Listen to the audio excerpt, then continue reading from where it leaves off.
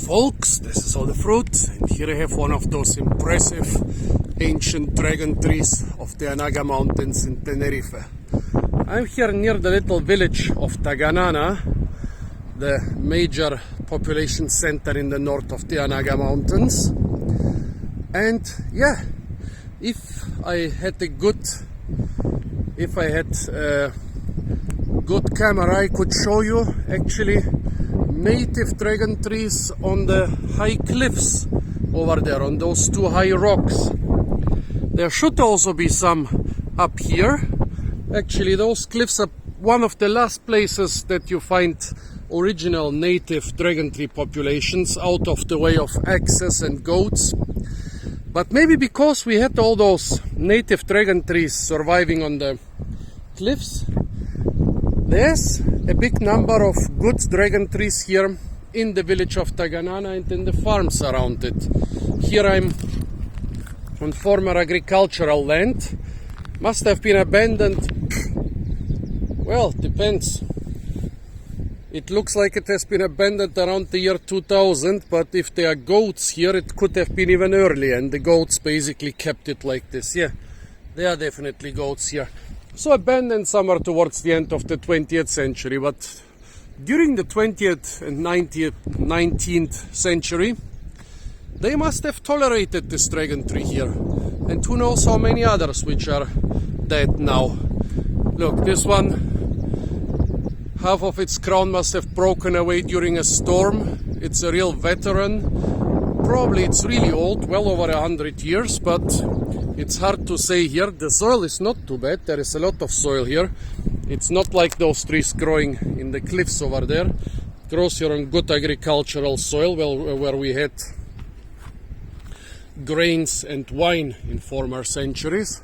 But it could still be quite old, and yeah, as I said, half of the crown is missing, which gives it even more character.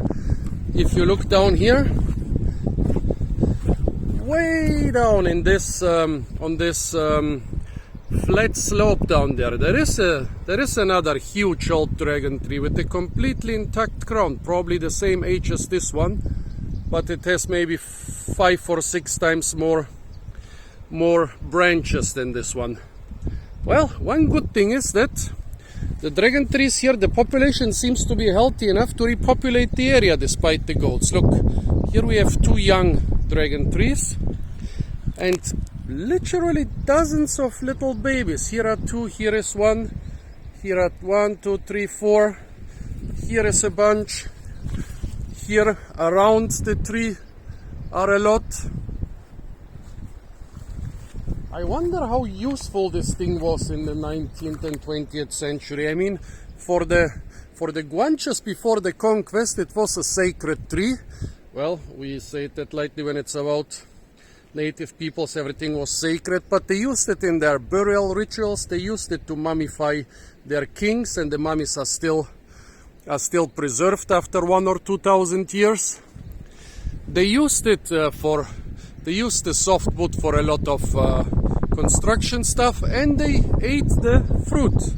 For the Spanish, basically, the tree was almost useless. Well, they used it for the dragon blood, for the red sap, which they liked to chew and export. But apart from that, I don't think they had many uses for it. Probably goat fodder.